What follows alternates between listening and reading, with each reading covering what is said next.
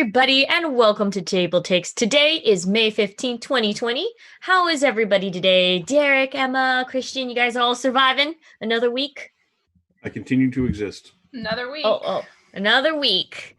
And I see here that Derek, you had a very, very awesome game with Legends of the Five Rings. Can you tell us a little bit about us? I did. I had two games over the week. In the L5R game, this has been like a long-running 5th edition L5R game, with their fancy custom dice. And it has kind of started to culminate in the end. I'm running one of the box sets that came out from the original 1st edition of the game, City of Lies. So, they're running around in a Scorpion City where no one can be trusted and whatnot. And things have really started to come together. So in this last session, we had the boyfriend, the love interest of one of the PCs, who happens to be the son of the governor of the city, lost his face in a fight against monster spiders. And not like his face was ripped off. His face was erased. Like, this is straight up Matrix, he has no nose, mouth, eyes kind of anymore. Oh, that's perfectly awful. Oh my god, it's the Avatar Last Airbender face stealing. Yep. So they were a little freaked out about that. It's actually very much like that. I was inspired by that. And I thought that the players were going to think it was cheesy when I revealed that he has to cut open his mouth to be able to move his mouth to talk. But thankfully they were all about as freaked out as you are, so I was very happy that worked. It's a little creepy and less splattery because that his clan wears masks, so you don't see the wound, but you can see the blood anyway. So that was the love interest. Was that better? Yeah, it's because then your own mind fills it in, and it's not my fault. Very Tarantino of you. The great circumstance, though, was that was the love interest of one of the PCs. That PC then decided to commit seppuku to apologize for the situation that had gotten him into that. So he is, horribly recovering, and the love of his life has now committed suicide to apologize for that, which barely satisfies his mother. But then another PC was like, hey, if you happen to die right now, I can frame this other clan that we're having trouble with and start a clan war. And the camera, we had the camera cut away, so we never really know whether or not he agreed to it. But now he's dead. So it was one of those great situations of where you ask the PC when they come up with this incredibly manipulative plan, and you're like, if he doesn't agree to this, are you going to do it anyway? And the PC was like, yeah. I'm like, then I don't think it matters for us showing whether he agrees or not. We just have to go to the end result. Well, so it was really good. It was really good. That's really fun. Emma, you have great news with bells, right? Oh gosh. Speaking of torture and blood and guts, let's talk about Animal Crossing. I've had a rough week. Yeah, so I'm just going to list a series of numbers, and I'm sure some people out there will know what I'm talking about. So 66 yesterday morning, 63 yesterday afternoon, and then this morning it's like, oh, it can't possibly get worse than that. It's 60. Ooh. 60 this morning. Yeah. You're gonna get 57 later on. I know. I'm just like, how, of all the things, like turnips, you're the one thing that can make me happy right now, and I can't even have that. In other great news, I got to be on AEG's live stream where they play Tiny Towns. So it was me versus the rest of the company, including the designer of Tiny Towns, the developer of Tiny Towns, and the CEO of the company. I did very badly. I was hoping that you were going to go in the other direction in that story. Yeah. I was so hoping you wrecked those AEG guys. I really was. No, I was too. Yeah, I was really hoping for that, but I had this image in my mind of you in those chess master scenes where there's 20 people and 20 with the entire games company on one side. Yep, and Emma's just going from game to game, wrecking them. That was how I came into it with thinking, I could do that. I could be the ringer here, but they all got in the 30s, and I got a 6. I got a 6, so it's pretty low. I didn't go negative though. You can't go negative in that game, so I did manage to at least pass that far. But to be fair, they were play testing new buildings, and it was stressful, and that's my excuse. I'm hoping for a rematch. Anyways, long story short. Hey, no, it was playtesting, right? So you were just trying to show them what it looks like when someone who's bad at their game plays their game. I wouldn't say that I'm bad at tiny towns. The night before I played against my husband. I think got a 30. 6, but you got 6 when it counted. Like your husband will back you up. On that 30. Actually, this is probably an elaborate prank. She's just hustling them now, so when they invite her back, like she's just like domination. I'm the first tiny town shark, right? I'm like, now I can only get a 6. Let's put some money on the line. The worst Hustler remake ever. Incels will die. Yep, we're gonna call you Emma Tiny Ringer Larkins. Tiny Ringer. Tiny Ringer. Oh, good stuff. What about you, Christian? Well, my channel's been doing streams every night, which was really cool.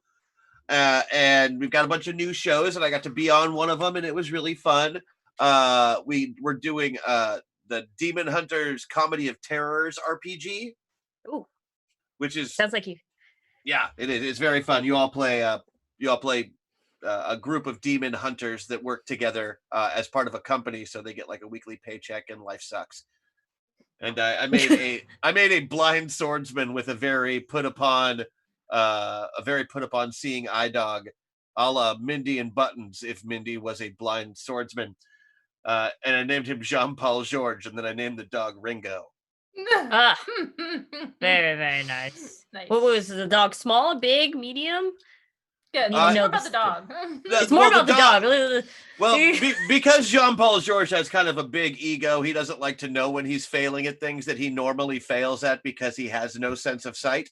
So every time he would fail at something, the dog would go and do it in his place. Like if he's trying to hack a computer, which he doesn't know anything about, the dog will come up and like kind of nudge him out of the way and let him think he's doing it while he does it. So this is Inspector Gadget level stuff going on here. Very much so. So does that mean that the dog is also a swordsman? No. That's the one thing that Jean-Paul Georges can do.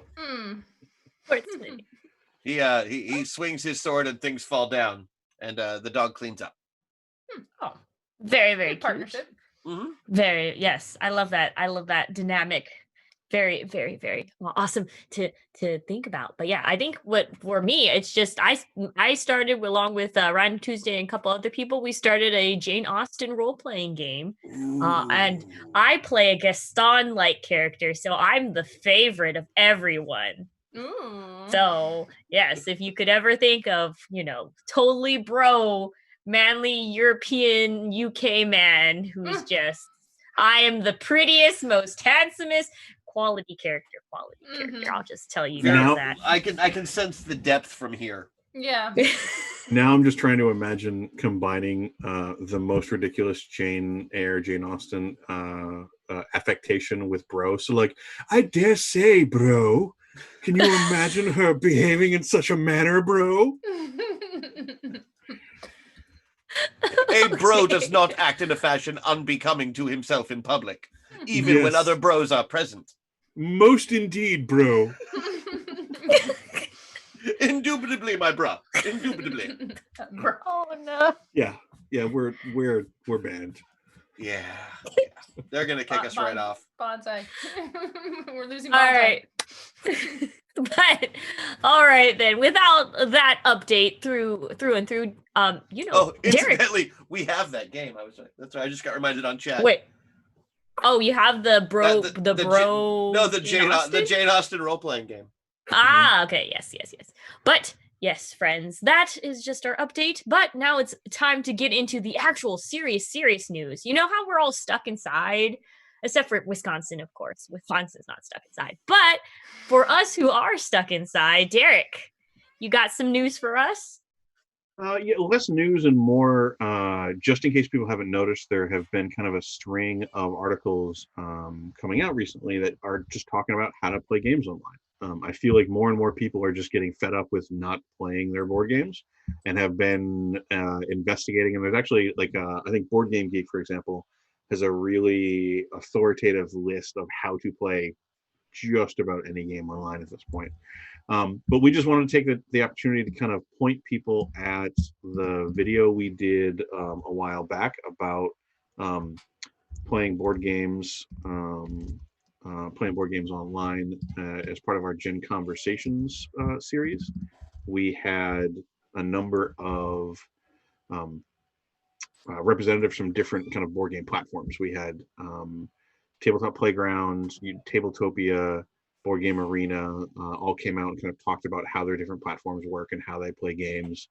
I think the Tabletopia and Board Game Arena guys were particularly amusing in their back and forth about how much they loved the other's platform. So we wanted to point people back at that. There was also Dicebreaker recently had an article about how to play a bunch of board games online. They linked to specific games that they like to play, as well as different ways to play them, some other different platforms to use. I think they also have a beginner's guide to Tabletop Simulator that if people who are just getting into it want to watch to kind of get used to how things work. It's a weird program, so it's good to get used to it. Yes, yeah, for definitely. I buy Tabletop Sims. I've been playing that also this week, and also going through all the like, hey, let's see if this crashes. Oh, yay, we can play. So Lifehacker had an article about it, and a YouTuber on Twitter had a really interesting infographic. LL Loves Board Games. They put together this infographic that kind of groups where to play different games, kind of based on the genre of the game, which I thought was kind of an interesting way to present it. So we just kind of wanted to have an opportunity to share some of these links, remind everybody about the conversation that we had, and then point to these other directions. So if you are jonesing for your board game night and you haven't kind of taken the plunge online, I'm not going to lie to you and tell you that it's going to be perfectly smooth and it's going to be just like playing in person. But there are ways that playing online is better and obviously worse. It really just kind of boils down to it's different. And if you approach it like a buggy video game, you will have plenty of fun and you'll still have a chance to hang out with your friends and chat. So if you've been wanting to play a board game, try one. The way I play a buggy video game is to get my money back. No, see, you have to understand that as a real gamer, you are going to play during early access and you are going to get through those bugs and figure out a solution, and you're going to reinstall your drivers and you're going to wipe your computer and rebuild it from scratch. Do all of that stuff. Do You gotta hate jump through yourself. all the hoops. Only the realistic gamers. I hope someday I can be a real gamer, Derek. Someday. Yeah, but like, I mean, in this case, it's just more like, just be patient. Like the advice that I keep giving people is, you know, if you're used to playing a game in like 2 hours, play in like 2.5, 3 hours, just because the first 15 minutes or a half hour or so is going to be a little rough, just getting people online, getting cameras working, getting microphones working, getting into the game, that kind of stuff. Sometimes you just need to reload a couple times. Oh, we have a question from chat though. Do you feel like board games suffer more from remote playing than RPGs? Like, I think it really depends on how you're playing your board game, to be honest. Because I know there are some people who are very much like, play the game, stop talking to me, play the game. And I think for those people, you know, you just have to get used to the interface. Like Tabletop Simulator, learn the interface, you'll be fine. Yeah. I think the people who are very social, who like to hug their friends, they really like the board game is the excuse for them to hang out with their friends. Those creepos that like to hug their friends. those creepos with emotions who demonstrate them. They're affection? like, talk to people.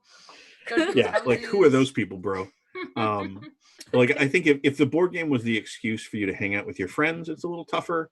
But you know, I've had to take a lot of my friend groups online, and you know, hanging out in a chat room with them is not the same as hanging out in person, whether you're playing a game or not. But it's worlds better than not. Yeah. I'll tell you that. Yeah. As someone who's been playing a lot of games online, both playing games and testing games, I think a lot of it, you mentioned a little bit of this, is just having a lot more patience. And yeah, it sucks what's happening right now, but developing that patience is kind of good. It's like somebody's microphone isn't working. Instead of freaking out about it, just working through it with them. It might be key to your mental health. Yeah. So somebody's like can't figure out the controls, and you say like, oh, you just press this button, and then there's a discovery to it, and you're learning this new thing together, and it can be a very valuable experience. And some of the, like, rolling the dice in Tabletop Simulator is still pretty fun, and like all the components and little, you can still do jokes and stuff. Like Derek was saying, there's some pros and some cons. Like you can write on the table in Tabletop Simulator, or just like toss the dice, bobble the dice in the air for 5 minutes. So there's some fun things you can do in there. Okay. Yeah. Chat's also saying it's good to see faces. Yeah. The thing that I actually found running RPGs online, I think I may have mentioned this before. It has actually, for me as a GM, it has proven incredibly useful to have another avenue for, like, we would call table talk, but it's really just kind of like shit posting while you're playing. Like, when you're sitting there and you introduce an NPC and immediately all the players start mocking that NPC mercilessly, and you're like, oh, if only I had said the name out loud, I would have known. Yeah. Those moments don't happen as much to me when I'm running online, because the players just do that anyway, but they do it in a text channel that I don't have time to look at. Yeah. So during a bio break, I can then scroll through and try to figure out where their gifts line up with what I was doing at the time. Yeah. So it's this weird thing where, like, the game is more focused, but also funnier. It's weird. Yeah. Text conversations for me and my friends have been very fun because it makes them seem a lot more quick-witted than they normally are. Oh, yeah. 100%. Like, it's like, oh, I've got time to type this out for a while. I'm going to think of a good zinger for you, Christian. Compose love letters. Absolutely. Speaking of friendship, magic, and caring, what about you, Christian? What do you have about friendship? I don't know who Karen is, but if she likes the same stuff I do, she's going to love this next product. There's these D&D-themed My Little Ponies, the toys of My Little Ponies, but they're classes from D&D. There's a rogue, a barbarian, a druid, a bard, cleric, wizard, except they're ponies. They're ponies. They're isn't the cutie mark like a die or something? Yeah, it's called Cutie Marks and Dragons too. Just to make the product that much more adorable. If you don't like it, go take a look at the picture and you might hate it even more. But if you do like it, take a look at the picture and you will love it as much as I do. There's no way to hate this. I was actually telling my friend about this, who has a 6-year-old daughter and is fully immersed in the ponyverse. And he was telling me about the episode they did of My Little Pony where they played Dungeons and Dragons, except it wasn't actually Dungeons and Dragons. I heard about that. And he was like, that's what I really want. Like, enough of these minis. I just want them to release the version of D&D that was in that show because it was awesome and I want to play that. Oh. But yeah, that's really cute. It does lead to speculation if there's going to be an actual, like, crossover for the game where they have pony-themed D&D races or classes. I think they would be a little bit OP, and I doubt they're going to make it past the Unearthed Arcana phase. But I remember all the ridiculous stories because you could play basically goat centaurs in Planescape. Yeah. And the headache of, like, okay, well, there's a ladder in the dungeon. Like, well, go home, Bob. You can't go up the ladder. Sorry, bud, you're screwed. But I'm a rogue and I have climbing equipment. Yeah, but you also don't have feet. You have hooves. You are all familiar with Pony Finder, right? No. Wait, no. None of you have heard of Pony Finder? No. Like there's a whole is that like Adult Friend Finder? Yeah. Because it sounds like it is, and I'm not interested. Are you sure? Pony, there's a whole like fan-made game line that takes Pathfinder and My Little Pony basically. Oh, okay. Okay. They run it every year at Gen Con. It's got all the rules, so you could just grab these and go. What? I have broadened. I thought it was going to be something else, and I'm glad it wasn't what I was thinking. What is wrong with all of you? Usually, I'm the one who horribly misinterprets everything. Point this out. Oh boy. Wow. It's okay. Here, how about, look, a distraction quote. Wow. Emma, you got you got some big news for small news. All the big news, small news, big news, small news. So we've talked a lot on the show in the past about how great World of Warcraft is, and specifically the World of Warcraft movie. Okay, I gotta go, guys. I will see you next week here on TableTakes. That's been the show. About our undying love, except for Derek, who hates on the movie, even though he hasn't seen the World of Warcraft movie. I never said I hated it. I just To said it be wasn't good. fair, he Derek- hates on a lot of the movies. Yeah. so- Derek, though, I have seen the movie and it's a turd. So That is untrue, patently false. Anyways, this is not about the movie. This is about a game, not a digital game, a board game, and this game is Small World. So Small World is getting a World of Warcraft skin. Yes. you oh heard boy, that I hope right. it follows the plot of the movie. Well, it's Small World. So what's really the Warcraft essence of this? Small World doesn't really have much of a plot. It's kind of just go in and smash. Well, then it should be perfect for World of Warcraft. Without all of the emotional subtleties that are present in the movie. Baby Thrall surviving the death of his parents, like how rapid Acting through CGI tusks. That's got to be difficult. Yeah, anyways, back to the board game. So Small World, if you played it before, you get these combinations of races and abilities. So all these is going to be skin to Warcraft things. You're going to get things like Portal Mage Pandarans or Herbalist Goblins. You're also going to have the map of Azeroth. So as someone who's played a fair amount in the past, just having that map there and all of the regions that you identify with, plus the characters, I think is pretty cool. It's pretty much one-for-one translation of the gameplay. So if you like that kind of putting your troops out onto the board and they go into decline and doing that again, then you're probably going to like this. If you also like Warcraft, then it seems like a perfect match. Yeah, like Small World is a very classic game. It's well deserving of its position. So you know, I think if anybody has played World of Warcraft, has nostalgia for it, and likes playing board games, you should probably check this out. Yeah. I'm inclined to agree, whether or not it follows the movie.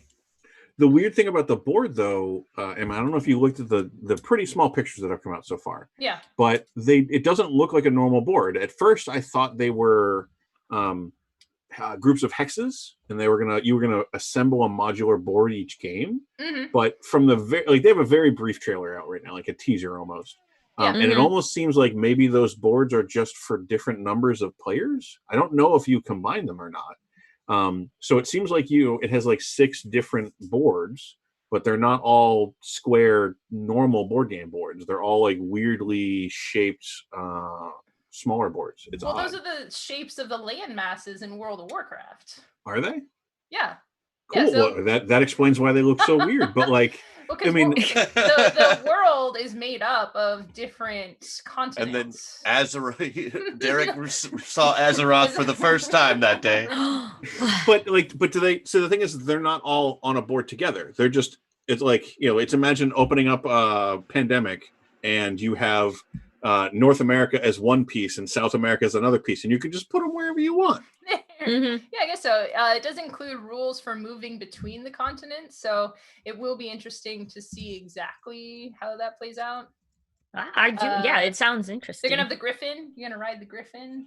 It's gonna take a while. You're gonna have to go and get a snack and come back. It's gonna take like an hour in real time before you get to the place. All right. Well, that's exciting news that is coming in. Oh, hello to the Raiders, by the way, that are coming in. Just hey Raiders, what's up? Hello, Raiders. Thank you for. Have we specifically said Small World of Warcraft yet, though? Have we really driven that home enough? Small World of Warcraft. Man, I should have led with that. Oh, such a missed opportunity. It's okay. Yeah. Just like insert that now in your mind. We could alter our idea of what we just talked about, but Christian, you also talk about altering other things. Well, I am talking about that. Like, for example, I'm thinking they should now alter the Small World ride at Disneyland to be the Small World of Warcraft. That would definitely make me want to go again. Disney is owning way too much already. So, they probably already own it. Let's not pretend that they don't. Renegade has announced details on the Altered Carbon RPG release. A couple months ago, well, about 6 weeks ago, we talked about Renegade announcing the release of this Altered Carbon RPG, which is an RPG based upon Altered Carbon, the book series, and assuming also the Netflix series. I was excited about it because I really like the world that builds, and they finally announced the release for it, which is going to be in September, with 3 products, one being the normal 328 full color book page full book for $50, and then the big special edition $90 fancy bound book and a GM screen. Take a look at the pictures on the link if you do get a chance to check that out. The skyline of the city is actually really cool looking, and the artwork looks amazing. Yeah, I think we covered it in one of our Kickstarters when it was still active, and there's a lot of really, really neat stuff in there. Yeah, and I'm looking forward to it actually being released because I didn't catch on that Kickstarter, so I'll be able to pick it up in September, hopefully. Ooh, nice. Gotta get plan your budget out now so you can get that. Plus, I really need another $20 Game Master screen. Like, what am I rarely, if ever, Game Master. I really need another Game Master screen. Really, just display it on your wall. The funny thing is like I love the idea of GM screens. I almost never use them the way they're intended. I almost always what I found like L5R screen is gorgeous. It's got this wonderful like painted back, but I always lay it flat and just use the reference, and I don't. Yeah, it's just there for the charts, man. Yeah. Yep. They're all just there for the charts. Stuff I don't want to have to thumb through the book to do or look on my PDF. All right. I'm sorry, I said that wrong. PDF. All the PDFs. On other related news, Free League or Freya Login, or Login? Am I saying Freya that Login, right? I believe. Freya Login licenses Twilight 2000, which is not Sparkly Vampires. Let me go ahead and tell you guys. Twilight 2000 is a game where basically the Soviet Union never collapsed, so then Russia went on a fight against China, and then World War III happened and everything blew up and everything is disastrous, a hellscape, apocalyptic area. And it's like if you ever played Moral Project or any of those like very, very focused, survival focused games, this is what like that is being released. It's got the license now, and there hasn't been a new copy of this or redesign of this game since early 2000. So give or take 10 or so years if we're going to be kind of like gauging on it, but it's going to be using the year zero system, year zero system. So it's focused on hex crawl gameplay, and the rules are more modified, so it'd be more gritty and realistic. And that's the same system that we used in Alien for the game that we played on the channel a while back. Yeah, same one that they used for Tales from the Loop. Most of their games, I think, are covered by that. Yeah, I think like they were saying, like a lot of these like games that are coming out, especially from Free Login, have been pretty good in terms of their RPG gameplay. So it's gonna be interesting how more grittier it can be, because this is like OG kind of grit in terms of apocalyptic plays. Like that's OG grit. OG grit. Good But yes, chat has corrected us. We are incorrect. It is huh? Freya Legan. Oh, Freya Legan. Okay. We are totally wrong. We felt we should. I'm fired. I'm sorry. I'll go. No. If you have to be here every week, so do I. Sit back down. Yeah. We need you. Oh, but yes. But we still have more news coming out from Freya Login. Freya Legan. Legan. Sorry, Freya Legan. I'm fired. Words are hard. Words are hard. We're Americans. We're bad at pronunciation. So Free League actually has they've got games coming out next month, which is pretty fantastic. So many other companies have been putting stuff on hold to hope that the world goes back to normal before they start shipping out their products. Free League is not among those. Next month they're going to have a 320-page campaign setting for Forbidden Lands, which is their newest game, which is a fantasy setting, and a GM guide for Symbarium, and then the starter set from Tales from the Loop is coming out in just a couple days. Ooh.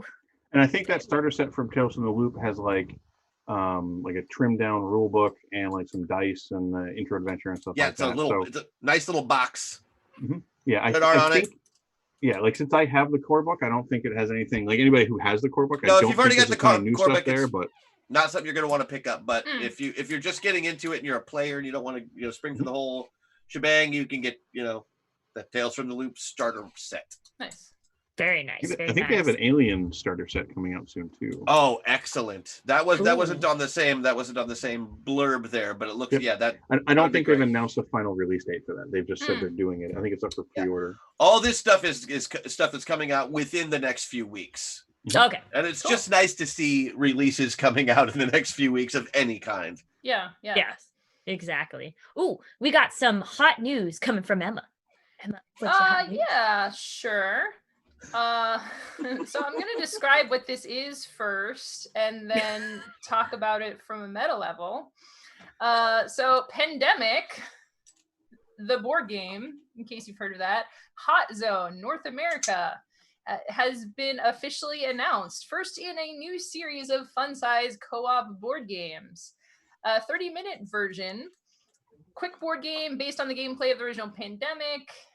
Every time I say that word, I feel bad. So yeah, this is definitely a weird thing to be talking about. And having played Pandemic in the past, it's like one of those original cooperative board games. It's a classic. Classic.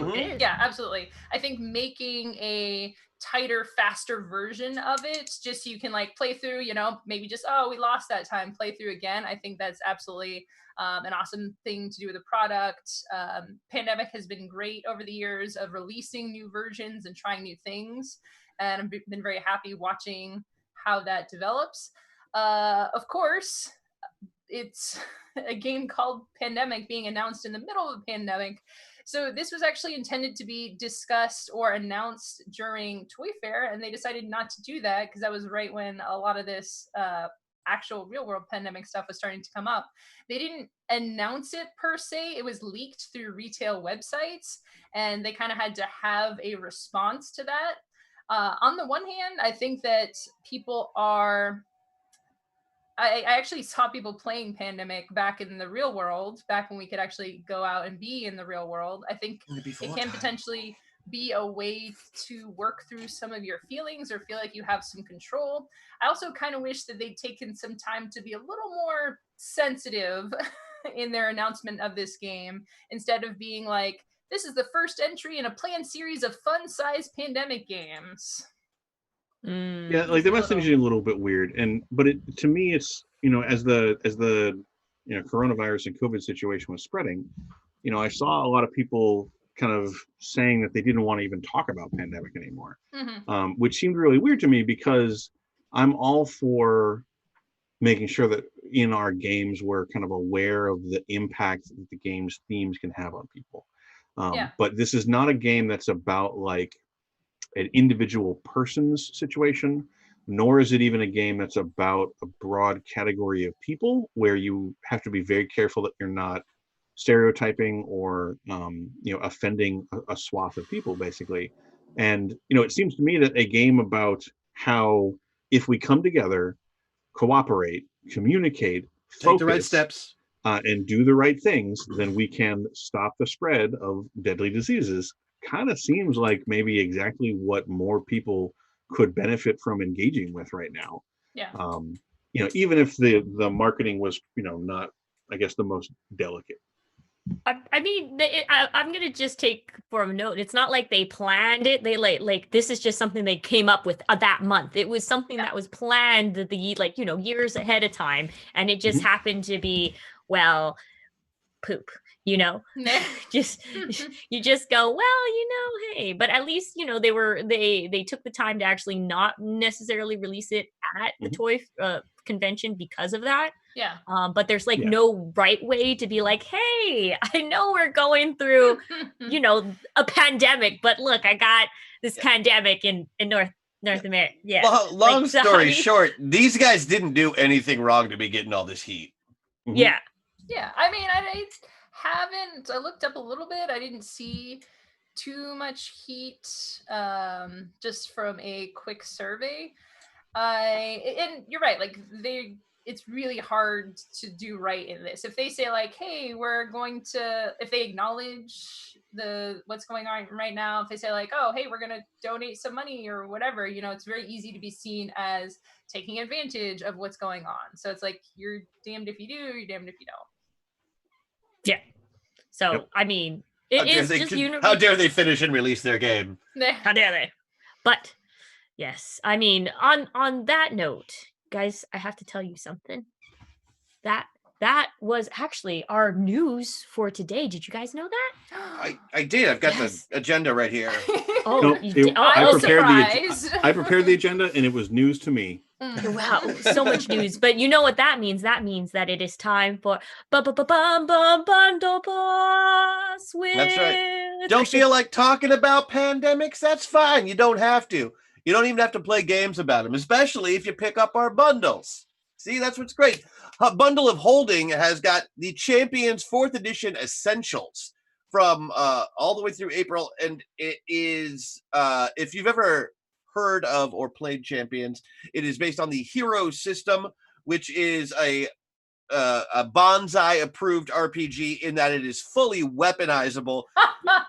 This book is the size of 3 bricks that have been hastily duct taped together. The Champions is basically the superhero version of the Hero system, and really what made the Hero system popular to begin with, all the way since 1989. It's a great, big, meaty, very, very point-based building system in which you make superheroes. The core collection for the $15 includes all the core books and a bunch of splat books. I don't recommend print and play, or you're going to deplete the world's paper supply in such a way that people will come after you.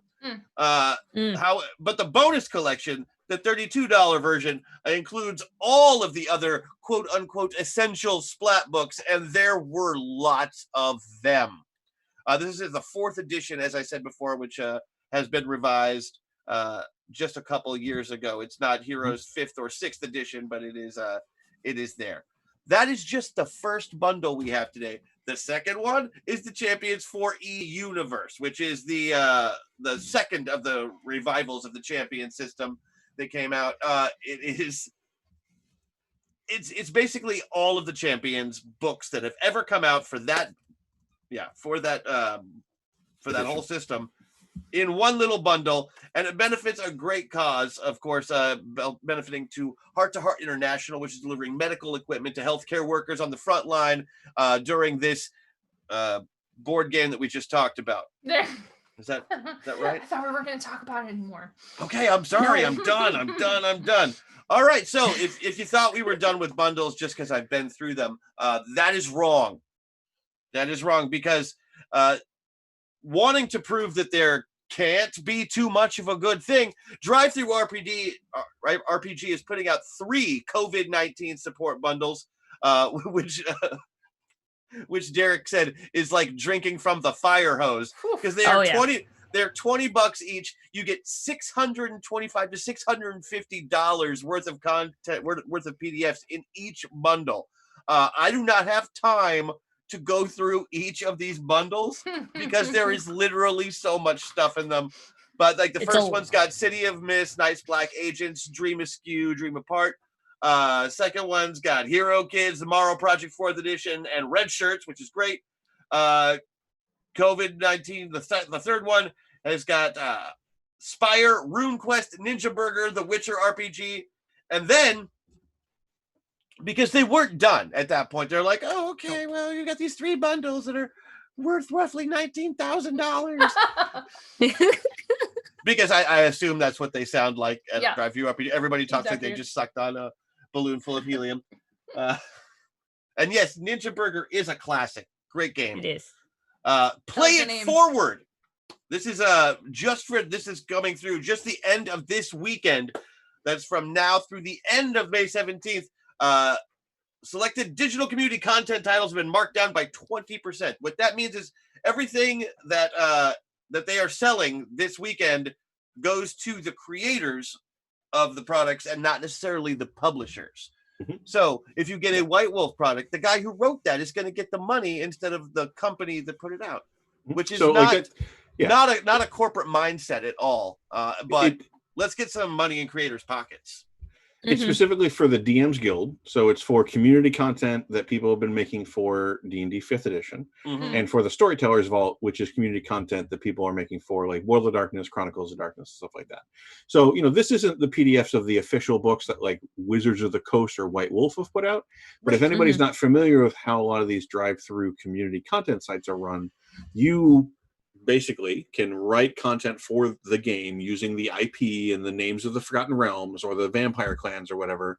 You can publish it through their interface, and you get a cut, Drive-Thru RPG gets a cut, and then the company who owns the IP gets a cut. And what they're doing during this sale is that company portion is just going to the creator instead. Bless you, Bonsai. Excuse me. Bless you, Sorry. Bonsai. So it's going straight to the creators, which is really nice, just because a lot of them are not making a ton of money on those products anyway. So for me personally, it finally gave me the impetus to kind of like go over the cliff and then be like, okay, I'm just going to browse through everything and buy like this for $2 and that for $1 and that for $5. And then I ended up with like $60 worth of PDFs or something like that. Nice. It happens. That's awesome. It's a lot. But yeah, you just want to go ahead and support the creators. Of course, support all of these. All of these bundles are related to helping out with the like basically this pandemic that is happening, especially helping various people get supplies they need, food, just money to survive. So I that's like always a food good and thing. money. Food and I money like is those always things. good. Yeah. And that is the bundles. Yes. That was the bundles. Thank you. Thank you. Now it is time to take it to our Kickstarter. You cut out there. It was very weird. Like, it Kickstarter. It's weird. because it's the RTX. If you hit a high note, it just like this is you just go. So you were singing high enough for your dogs to hear, but the RTX was like, no, humans can't hear. Yeah, the RTX is like no. Yeah. So protect our ears. Yeah, so our for this week, the Kickstarter Queen, most of the projects that we're going to go through are actually going to be presented by my companions here. So Christian, why don't you kick it off with Psycho Killer? With 4 days left, closing Tuesday, May 19th, we have Psycho Killer, a slasher film inspired card game with a bunch of great cliches in them. It's basically just the idea is you don't want to draw the psycho killer, right? And there's a couple in the deck, and you gather weapons that the psycho killer could use against you. And if you pull the card with the psycho killer on it, if you have a weapon in your hand, you take that much damage. And you're just trying to get like the lowest score, basically. Yeah, you basically want to get the lowest score, or get rid of as many weapons as you can, or not take damage anytime that psycho killer shows up. It looks like a fun little game in which you can screw your friends over, which I always appreciate in small card games. This, however, I particularly liked because you can pledge for it at different levels, like a Kickstarter. It's kind of amazing that we have it in this Kickstarter section. But you don't get the game until the $40 level, right? But at the $25 level, they will give you 2 pairs of custom socks based on the game. Ooh, I like socks. I like socks. They're like nice, happy socks, right? Yeah, I'm really about this Kickstarter because of the socks. I feel like you're officially a gaming dad now. I have been officially a gaming dad for 15 years. Nice, pleasant socks that will give you happy dreams, right? I'm sure. Yeah, I mean, they say murder socks. Where are you gonna wear these socks? Are they very absorbent murder socks? We and all departments of Gen Con thoroughly deny the existence of murder socks. We do not in any way support the news pertaining to murder socks. We think it's fake news. There you go. That's the truth. Murder socks are not a thing. At the $40 level, though, you do get the game along with the socks. And then when you upgrade from that, you get this cool case to hold the game that looks like an old VHS. Oh, nice. So there you go. It's got lots of slasher filmy goodness plus socks. And I love that they totally were like, yep, Talking Head song. Let's do it. Yeah. So with 4 days left as well, we have ASTRODEMONS versus R.A.S. So shockingly enough, if you play a game called Warhammer and you like really big tanks or you like really weird demons, I'm here for you, and so is this Kickstarter. So like most importantly, there's just a bunch of tanks. Like I know there's a bunch of people out there who like the Astro Militarum, whatever. Like, Whatever. I am Whatever. uninterested. I am uninterested in your future World War II cosplay. But those of you who are fellow Chaos adherents like myself, if you want really, there's a bunch of neat like stylish demon princes for like Slanesh and Nurgle and Khorne and Tzeentch and whatnot. There's one like weird carapace flying Nurgle guy, and the Tzeentch one I really like because the wings are made out of like spell scroll parchment instead of just feathers, which is a kind of cool effect. Those don't sound very useful. Nah, I mean, it's magic. And then I think the Slanesh model has the distinction of being one of the few like third-party Slaneshi models that don't seem to kind of cross the line where you would be uncomfortable actually bringing that out of your house. Like they did a pretty good job of like keeping. Did they skip the areola head this time?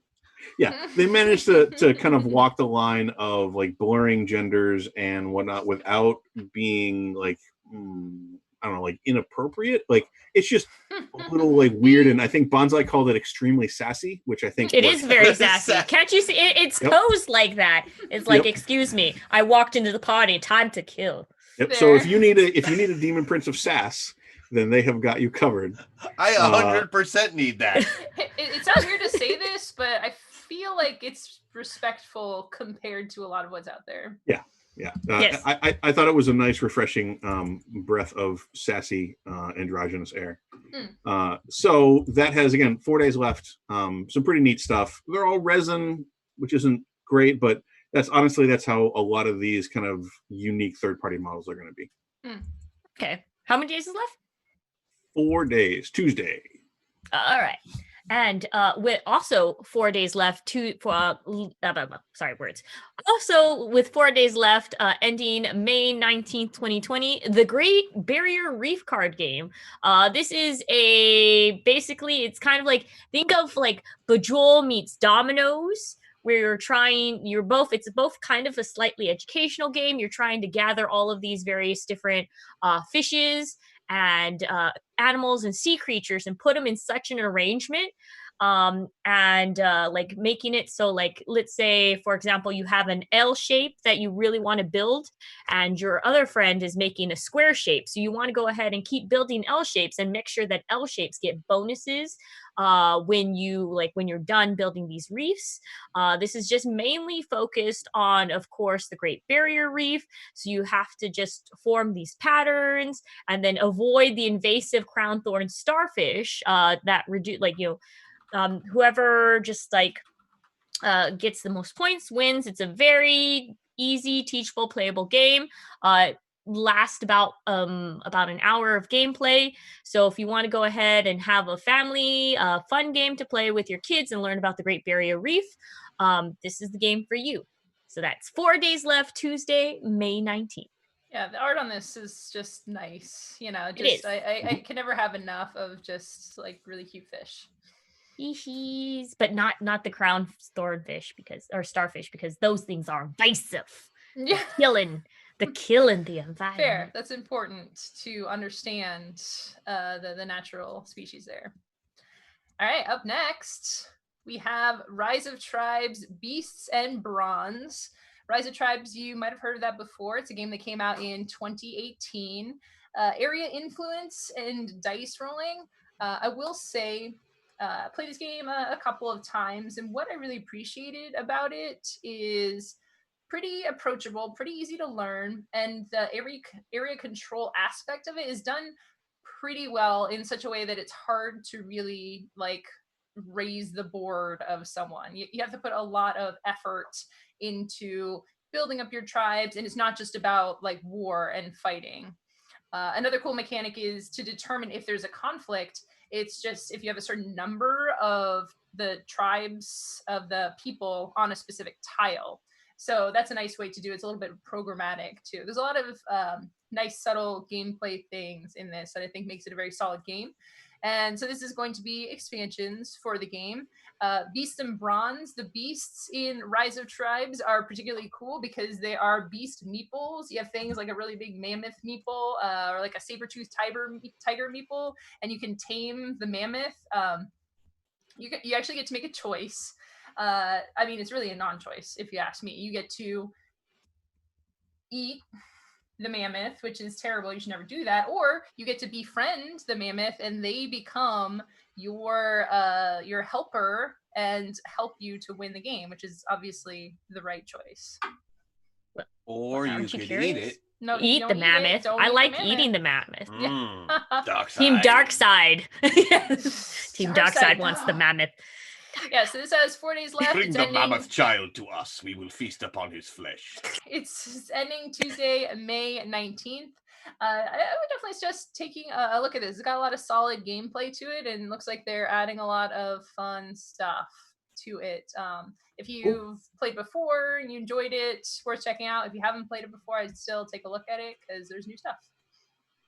Very cool. Awesome. And with 4 days left again, Tuesday, May 19th, there is Canvas. Let me just go ahead and show you. This game is beautiful. This, like, if you ever wanted a very unique card game that is very heavily focused on art and visuals, this is the game for you. It's a puzzle game that's 1 to 5 players. Like, you can play it single mode or just together. What you're trying to do is visually put in a beautiful painting together using like these clear see-through cards, and you have to try to hit certain flags to get points.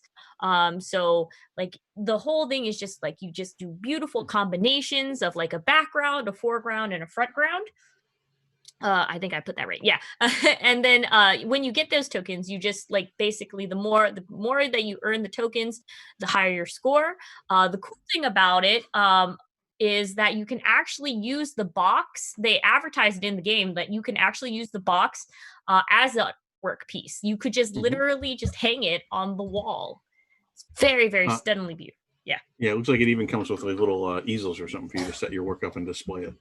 Yes, easels, and the game box itself has a little built-in tab, so you don't have to worry about actually cutting into the box. It just has a tab to hang on the wall. So that has 4 days left, Tuesday, May 19th, Canvas. And definitely check out the Kickstarter for this one, because you got to see the animated GIFs in there to really get a sense of how unique this game is. Oh, it reminds me of like a mix of like, it's a lot like Hecatomb or Mystic Vale.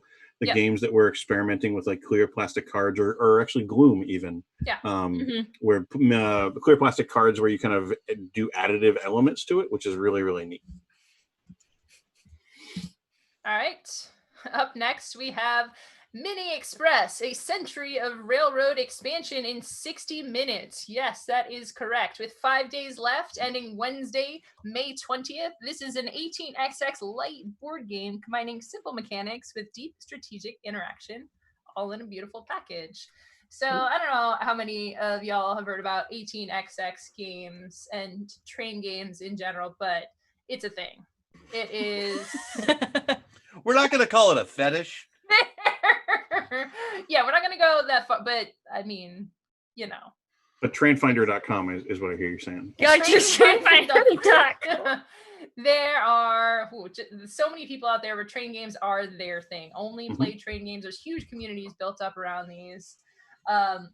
It was something for a long time, kind of been like another train game, you know, felt kind of annoyed. Like, why are there so many train games? And then I thought about it a little more. I used to play Ticket to Ride all the time on my phone on the subway in New York City because it's just like so satisfying to place the trains and like build your routes. And then I'm like, oh man, I really want to play an 18xx game just for the experience sometime. And I think I'm actually going over to the train side. Like I saw this game at first. Wait, would you say you are crossing the tracks? Crossing. I would 100% say that because I saw this game. I'm like, oh, I'm not really into train games. And I looked at it again. I'm like, I don't know, that does look kind of cool. I will say too, I watched the video for this one, and the creators, because this is based on another game that they had worked on as well, so they've been doing this for a while, and they're just absolutely so earnest about their game and so happy about the support that they've received, that it was just really nice to watch the video and see how much they appreciate their community. So yeah, this is, if you're not yet into train games, give it a look. You might find something you like. And if you are into train games, I think this will definitely be one, especially if you want to get your friends and family into an 18xx sort of a thing without them being intimidated by a 4 or 5 hour gameplay time. Then this could definitely fill a good spot in your library. Emma, it sounds like you want someone to join you on the hype train to 18xx games.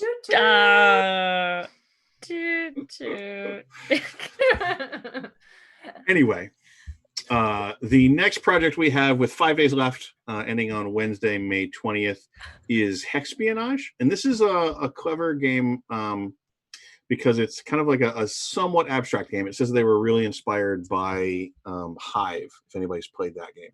Like one of the most popular like 2-player games out there. And you are basically playing like competing kind of spies trying to steal intel and stuff like that. And the intel kind of trickles down the map almost like pachinko or something. And you're trying to get your spies into positions to collect it with like different powers and stuff like that. It seemed really intriguing. They talked about how they liked a competitive game where the players were sitting next to each other and not across from each other. Because you have to view the board from the same perspective, which I thought was kind of an interesting take on it. So like it's neat. It's cute. You want a 2-player competitive game with a spy theme and you like Hive as well, check it out. My ears perked up at the word Plinko. I'm like, oh, Plinko. Yeah, but it doesn't, you don't drop it down. Plinko, you have to have gravity, right? Well, so each turn, the intel any will game move you play down on a Earth row. has to have gravity. Sorry. Yeah, it has to at least accommodate gravity. But so the intel will move down the board, and each turn it will move in a random kind of direction, right or left. So it's just neat. Yeah, that makes sense. Mm-hmm. I get it. Also, shout out to the train puns in the chat. Keep them coming. I'm sorry, I couldn't. No. I couldn't help. I couldn't help it. I joined it. I shouldn't have. It's always better when everybody gets on the same train. So, speaking of trains, we're not done with serious train talks now. We have Bon Frey, I believe is how you pronounce it. This has 5 days left, so it ends on Wednesday, May 20th as well. This is like the serious train game of the bunch, like to the point of the German guys. It's German. Yeah. So it's like it's by serious. a German team. The German version of the campaign is first. The English one is second. It's like they were like, well, we figured that some English speakers would be interested, so we figured we might as well accommodate them as well. But this is very much like a German team being like, we wanted to bring the real spirit of German trains and the German train culture to the world and the world of board games. And you're like, cool. Tell me more. Okay. So it's just, if you're a big train person, check this out. But the spin here seems to be that it's a cooperative pick up and deliver game. So it looks like you're not building your own train empire, not building a business empire. So I think it's pretty divergent from, say, 18xx or even Ticket to Ride.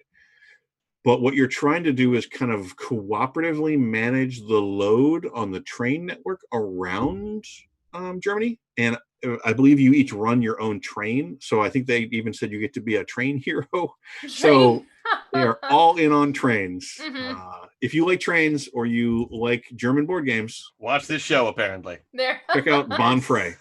That seems like very German engineering, right? Like, let's increase, this is a game about increasing the efficiency of the entire system. It's must like, be German oh, do you like, and I get to play with cool trains. It's like, yeah, sure, I guess, whatever. But really, it's all about the mathematics behind it.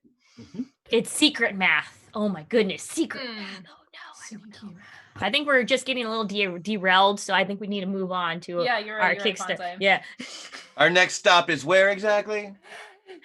DODOS riding dinos. All right. I'm sure a lot of you are disappointed up until now because you're like, oh, they're almost done with Kickstarters and there hasn't been a cutest Kickstarter board game yet. What is even going on? Well, yes, that's why they're disappointed. that's why they're disappointed. Yeah, that you have not waited in vain, because DODOS riding dinos is, as the title suggests, adorable. Yeah, just check out the art there. I did misread this at amazing. first when I was adding it to the list as doggos riding dinos. Oh yeah. Oh, that would have been even better. Man, but I still DODOS. But but dodos and dinos are both extinct, and that's Right. why they fit together. Sure. Yeah. Absolutely. Yes. I assume that's where they were going with that. What's cool about this is that it's a dexterity racing game. So what's interesting about racing board games is, I think if you'd never played one before and you came to it, you might think of like, oh, I'm gonna take a Hot Wheels and like go around, and there'd be an actual real. But really, it's cribbage. Yes, exactly. So racing board games can be a little bit of a misnomer, and if you're expecting this kind of like intense high-speed action, you might be a little disappointed. But I like that adding the dexterity element to this does bring back a little bit of that intensity and chaos.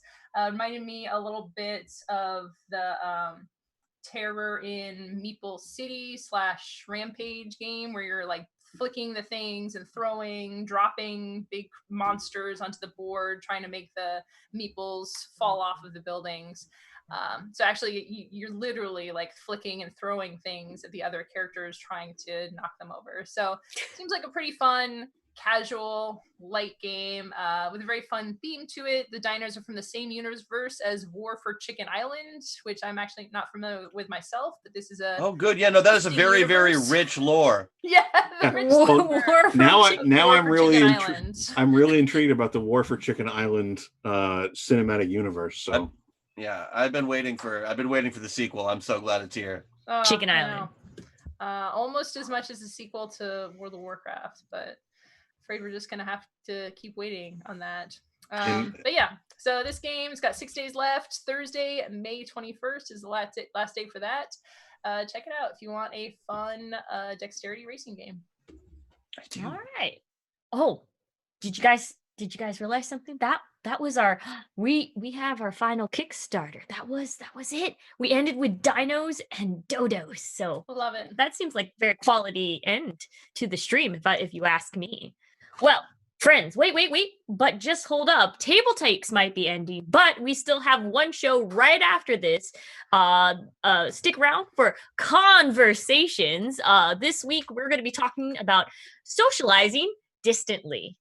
So, don't come into the no square, with this. So you're saying the TableTakes train is pulling into the last station? But the journey will continue.